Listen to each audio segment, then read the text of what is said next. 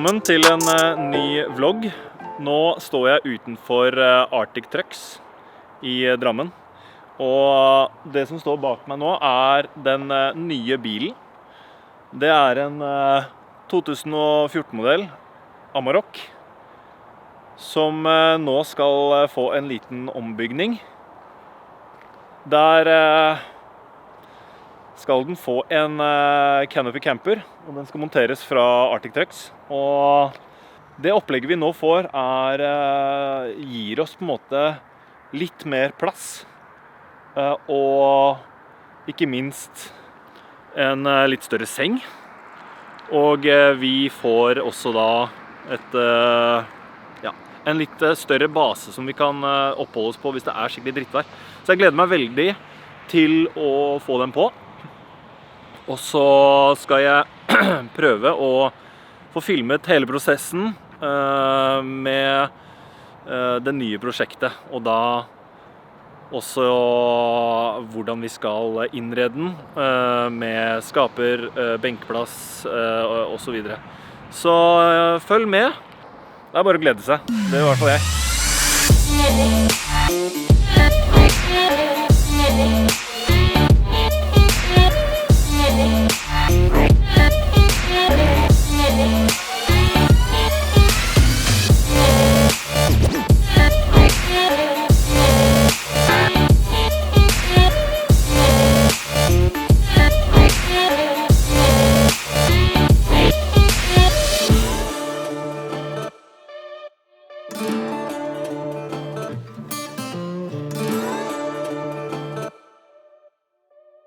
Da er vi her nede på Arctic Trucks igjen. I går så fikk jeg muligheten til å se noe av byggingen deres.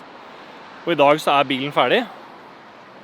Og jeg tenkte jeg skal vise dere litt senere hvordan det er inni. Jeg tror den nye riggen her, det blir fantastisk. Der er døra bak. Åpner opp med å dra i den. Sånn. Så kommer døra automatisk. Så har vi en haug av lommer her til oppbevaring. Inn der skal jeg vise dere etterpå. Her oppe så er det liksom de hempene. Og så er det bare å dytte opp takteltet. Nå gidder ikke jeg sette opp alt helt ordentlig, men kan jeg i hvert fall ta dere med det inn. Over meg her nå så kan jeg løfte opp den lemmen der. Og så har vi den lemmen som du ser der. Den er den man sover på. Og kan jo for så vidt være med inn her. Her er liksom senga. Lys i taket, ja. Ganske god plass. Det er litt over 1,40 bred. Og den har fortsatt også god plass. Så du har et stort romslig telt. Så kan vi da dytte opp selve senga. Og da får vi, som du ser, hele plassen her nede som jeg skal innrede og ta med dere på. Så dere får sett. Det er relativt god plass her inne til å kunne lage en boltringsplass for de dagene det er skikkelig drittvær. Jeg tror dette her blir helt rått. God plass. Og ikke minst et trygt sted å få ly fra vær og vind. Noe som er essensielt når man er så mye på tur oppe i nord. Fordi der har du alt av vær flere ganger om dagen. Så nå kan jeg ta med dere på det jeg driver med nå. Det er å montere solcellepanelet.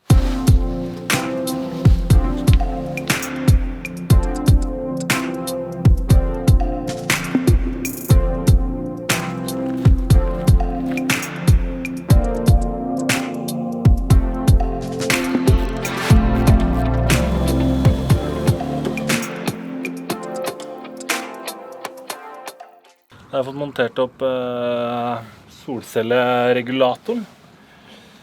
I hvert fall delvis. Jeg mangler en sikring, og siden det er søndag i dag, så får jeg ikke tatt det før i morgen. Da er vi tilbake her og klare for å holde på litt til med bilen. Det jeg skal gjøre i dag er å montere, eller i hvert fall kutte til og tilpasse gulvet som skal inn i bilen.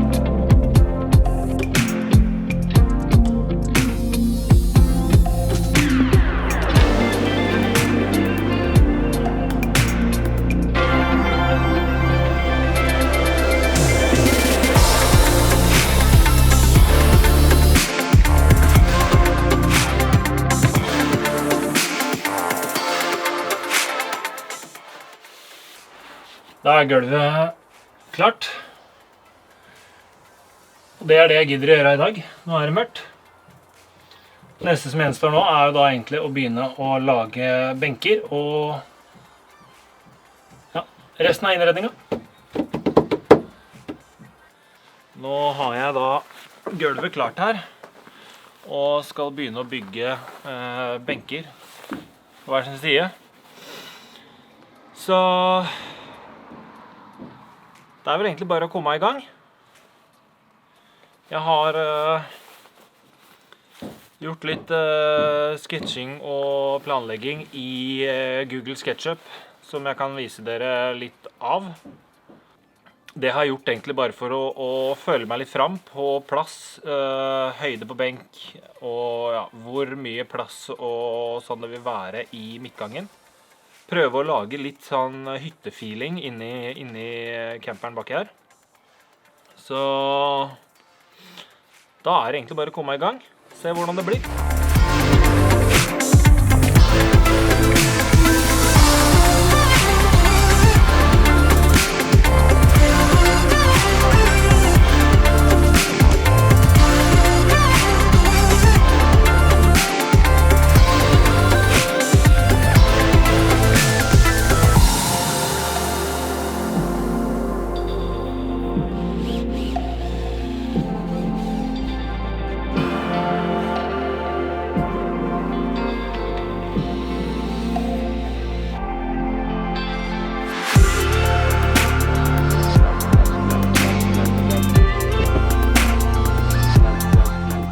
Sånn, da begynner det å ta form da. Her blir jo da kjøleskapet. Det høye rommet her tenkte jeg at det er perfekt til primusen. Skuff der. Hylleoppbevaring her. Så blir det første rommet her blir jo da hvor det elektriske skal være. Batteri, solcelleregulator og så videre. Så blir det oppbevaring til diverse. Men det begynner å bli bra. Kjøkkenbenken eller i hvert fall rammeverket til kjøkkenbenken er ferdig. Så det gjelder å kle inn. Gulvet er lagt. Kjøleboksen eller kjøleskapet er satt inn. Og benken er også ferdig. Skal bare kles inn. Så det begynner å bli veldig, veldig bra.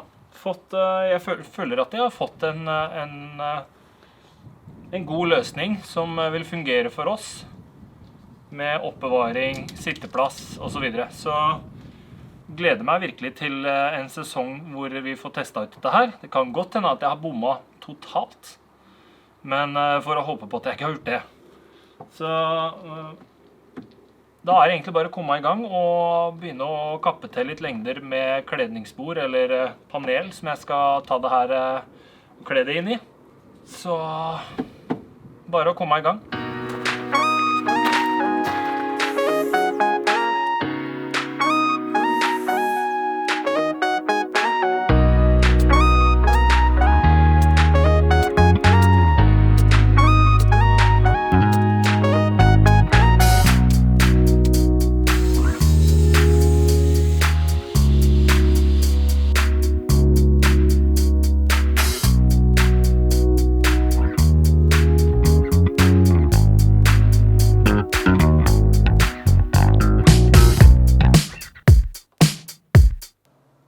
Da sitter jeg inne i camperen igjen da. Og kom på at hjemme så hadde jo jeg en plate jeg har brukt til en hylle inne. Så som en midlertidig benkplate, så synes jeg det der funker. Jeg har liksom ikke helt klart å bestemme meg om jeg skal ha